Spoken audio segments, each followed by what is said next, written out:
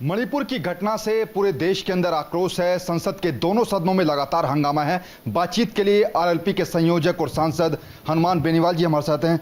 Sir, किस तरीके से देखते हैं ये जो मणिपुर में घटना घटी है? पूरे देश के लोग आक्रोशित है, संसद के अंदर चर्चा नहीं हो रही, लगातार कार्यवाही स्थगित हो रही है।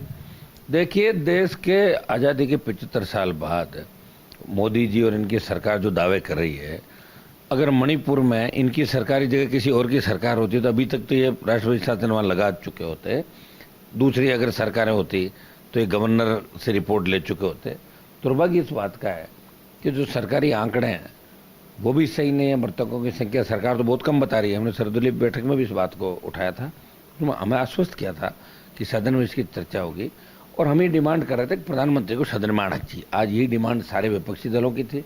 और जिस तरह निर्वस्त्र करके महिलाओं को घुमाया, इससे सारी मानवता शर्मसार हो गई। इंडिया का विश्व पटल पे नाम बदनाम हुआ हिंदुस्तान का।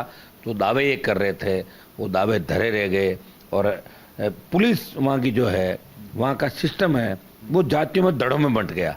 और आज जो इलेक्ट्रॉनिक मीडिया, प्रिंट मीडिया में हमने देखा कि किस तरह बच्चे 47 और दूसरे हथियार लेके एक दूसरे में मोर्चाबंदी कर रहे हैं, जैसे बॉर्डर पर लड़ाई लड़ रहे हैं। तो इससे बड़ा दुर्भाग्य नहीं हो सकता। सरकार का फेलियर है ये। सरकार को इमीडिएट एक्शन लेके वहाँ राष्ट्रपति शासन लगाना चाहिए, हमारी मांग है। और मणिपुर हिंसा के अंदर जितने भी लोग हैं खुलासा करना चाहिए और प्रधानमंत्री को खुद को व्यक्त हुए पार्लियामेंट के अंदर रहना चाहिए। जब बाहर बोल रहे हैं तो अंदर आके बात करनी चाहिए।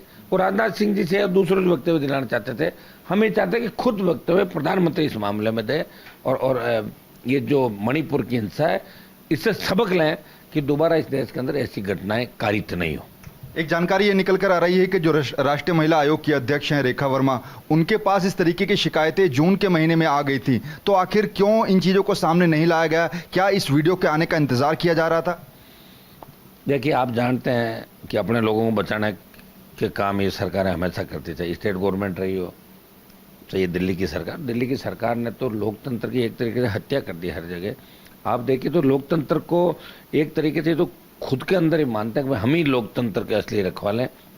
संघीय जो ढांचा हमारा स्टेट और दिल्ली का, जो कई समवर्ती सूची के विषय होते हैं, कई राज्य के होते हैं, कई केंद्र के, जो समवर्ती सूची के विषय होते हैं उनमें भी दखलंदाजी पूरी अपनी करना, स्टेट के मामलों में दखलंदाजी करना। और जून के अंदर जब रिपोर्ट आ गई थी तो इमीडिएट एक्शन होना चाहिए था। और इस तरह का नंगा नाच, और वो भी मोदी जी की सरकार में, तो इनको बोलने का राइट ही नहीं है। मैं कह रहा हूँ। और अब तो ये कह सत्ता पर खुद हाउस नहीं चलाना चाहता। हमने देख लिया कि बार बार ये कह रहे हैं ना कि आप हाउस नहीं चलाना चाहते।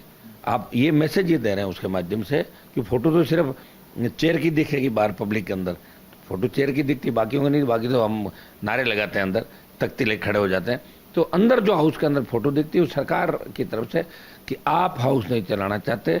हाउस सरकार नहीं चलाना चाहती और बदनाम दूसरों को करना चाहती है। दुर्भाग्यपूर्ण बात है और मणिपुर हिंसा में इनको बड़ा एक्शन लेना चाहिए। आखिरी सवाल, पूरे देश के अंदर से एन बीरेन सिंह जो कि मुख्यमंत्री है वहाँ, उसके इस्तीफे की मांग हो रही है। आप अपोजिशन में हैं, क्या डिमांड रखते हैं कि आखिर, क्योंकि सदन भी चलना चाहिए, काफी बिल भी पास होने हैं, क्या आप लोगों की डिमांड्स हैं? मेरी डिमांड तो है कि राष्ट्रपति शासन लगे एक बार 6-8 महीने के लिए। उसके बाद देखा जाए क्या हो सकता है, स्थितियाँ कंट्रोल में कैसे हो। जो समुदाय लड़ रहे हैं,